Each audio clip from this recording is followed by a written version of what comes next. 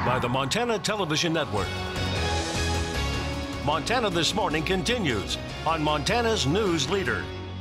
Politicians are demanding answers after a second migrant child died at the U.S.-Mexico border this month. I'm Tom Hansen, and I'll tell you what U.S. Customs and Border Protection has to say. And two Bozeman women build backpack gifts for the holidays. Coming up, who received those special gifts and why the women decided to take on that task. 6:30 on this day after Christmas. Chet Lehman, Missy O'Malley, Carson Vickroy with you here this morning, and we're getting some reports that winter is making a bit of a travel issue out there, Carson. Yeah, definitely. I mean, we experienced a lot more snow than what we were expecting, and especially for our eastern counties, that's where the majority of the problems are. To the east of Bozeman, along Bozeman Pass, I mean, you can see it right there. I mean, I don't have to tell you it's icy, because in that picture, it's snowy and icy.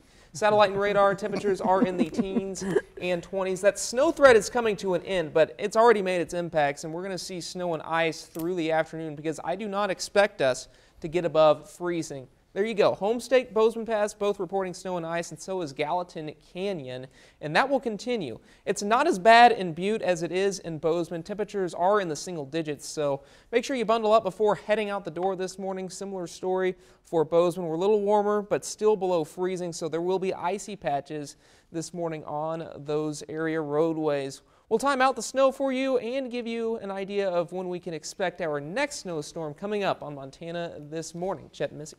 Carson, thanks. 6:31 now, a sad update to pass along. Yesterday we told you about a fatal crash that happened on Interstate 90 between Manhattan and Belgrade on Christmas Eve.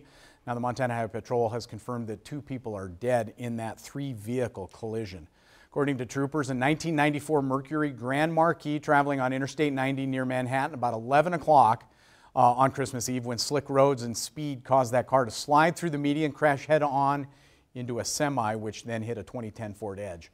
A 35-year-old woman from Willow Creek and a 41-year-old man were not wearing seat belts, were thrown from the Mercury, died at the scene. No one else involved in that crash was injured. That crash still remains under investigation, and law enforcement say they are unsure if drugs or alcohol were involved. So sad that it was Christmas Eve. Absolutely true. Our hearts go out to all their families. Now, for the second time this month, a young Guatemalan child has died while in government custody at the U.S.-Mexico border. Now, Guatemala's foreign ministry is asking for a clear investigation. So are a number of U.S. politicians. CBS's Tom Hansen has more. An 8-year-old boy from Guatemala, detained while trying to enter the U.S., died yesterday while in government custody, according to Customs and Border Protection. It's just tragic, and we're thinking about his family right now. What they must be feeling to have lost their child on Christmas Day, to be in a strange country, not to know what's next for them. The child is being identified as Felipe Gomez Alonso. CBP released a statement saying Alonso was initially diagnosed with a common cold, then a fever. He was released an hour and a half later with prescriptions for amoxicillin and ibuprofen. But later in the evening, the child exhibited nausea and vomiting and was transported back to a New Mexico hospital where he died shortly after midnight. The American Civil Liberties Union spoke to CBS this morning after what is now the second death of a migrant child in U.S. custody this month. This administration has put deterrence and enforcement ahead of humane treatment of people. When you see family separations, tear gassing of toddlers, and 2 tragic deaths of 7- and 8-year-olds, there's something wrong with what DHS is doing. About 3 weeks ago, another Guatemalan child trying to enter the U.S., 7-year-old Jacqueline Call, died from extreme dehydration.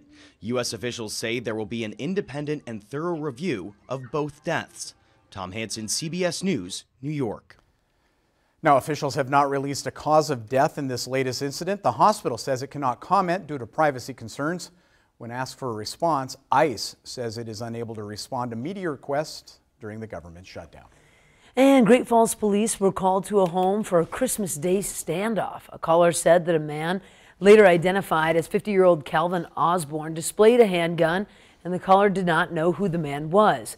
Police arrived on the scene after calling commands over a PA system for 2 hours. Osborne surrendered voluntarily. Osborne has been charged with assault with a weapon. There's no reports of any injuries. Also, more than 20 homeless teenagers in Bozeman got a surprise special Christmas from two women in the community. Holidays are all about giving back. MTN's Medeiros Babb has more. It was about a month ago when Tiffany Pimley and Amber Hughes decided they wanted to help Bozeman homeless teens during the holiday season. We really wanted to make sure that we focused on not only getting them things that they would want or need, but also doing fun things that kids like to do. And so giving them some ways to access those kinds of things as well. The two women reached out to the community through Facebook, calls, and texts, asking for donations to put together these 25 holiday backpacks. They are filled with gift cards, hygiene products, hats, socks, gloves, and other gifts. The support from the community exceeded Pimley and Hughes' greatest expectations. My heart is so full. I'm so happy. I think, the idea that this could help change the trajectory of a child's life, knowing your community cares about you. It feels amazing. Yeah, I feel like I've had the best holiday, ever, really, for me. The main purpose of the bags is to fill them with things the kids needed, but also give them the opportunity to do fun activities during winter break. They're struggling as well, and so regardless of the situation why they're homeless. And so wanting to give them a little extra something to kind of hold on to and some joy to keep them going. Pimley and Hughes said they are so grateful for the community support Bozeman has shown, and they hope to do many more events like this in the future. In Bozeman, Medeiros Babb, MTN News. Now, Medeiros tells us backpacks were delivered by Bozeman's high school homeless coordinator back on December 18th. What a great program. I love that. And Bozeman Yellowstone International Airport shattered its monthly passenger record for the month of November. Total number of passengers traveling through BZN was up 22% from last November. Additional flights to Dallas and East Coast cities were factors in those increased numbers. But Deputy Airport Director Scott Humphreys says that it's not the only reason the airport is seeing those dramatic increases. But I think it's also a combination of growth in the valley also. As we're seeing employment growth here, we're seeing the increase in the population here in the valley and just the ridership through the airport. Airport officials are expecting similar numbers for the month of December. Back on the national scene, WikiLeaks founder Julian Assange has spent more than 6 years seeking refuge in the Ecuadorian embassy in London. But now his relationship with his host has deteriorated and a diplomatic solution to end his stay could be on the horizon. Back in 2010, WikiLeaks began publishing hundreds of thousands of classified U.S. military and diplomatic documents related to the war in Iraq and Afghanistan and the hunt for Osama bin Laden. Nima El-Bagir reports this morning from London. The heart of Knightsbridge in central London during the holiday season. Just a few meters away from the famous Harrods, Ecuador's diplomatic mission that gave refuge to WikiLeaks founder Julian Assange. The scenes outside, while the building is under renovation, are different from the ones we saw in 2012, when Assange surprised everyone by seeking refuge. A courageous Latin American nation took a stand for justice. But after more than 6 years of coexistence with his host, this relationship has deteriorated.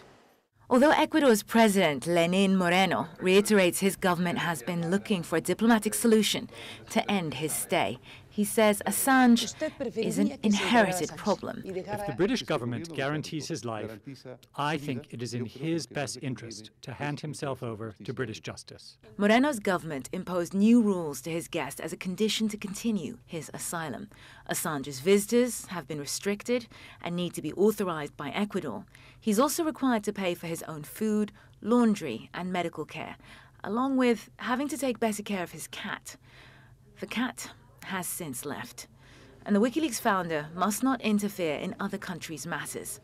Assange's legal team answered with a legal action against Ecuador, arguing the imposed rules violate his fundamental rights.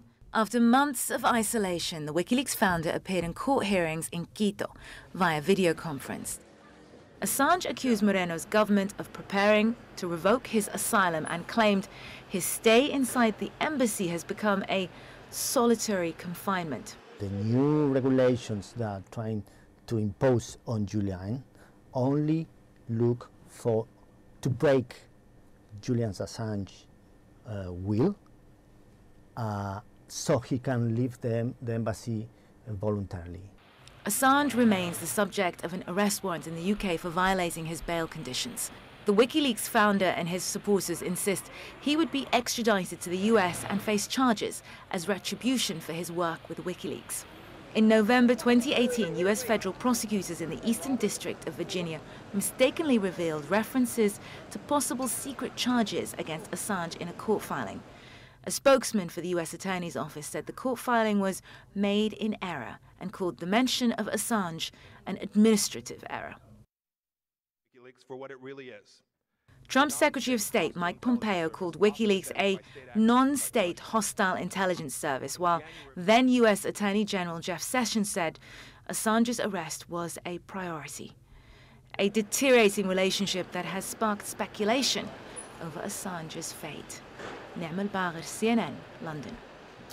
Certainly a story we'll continue to follow into early parts of 2019. Fascinating story. For sure. Absolutely. We're going to take a quick break here on Montana This Morning. There is more Montana This Morning. Here's a look at what's happening, and then at 7 o'clock on CBS This Morning.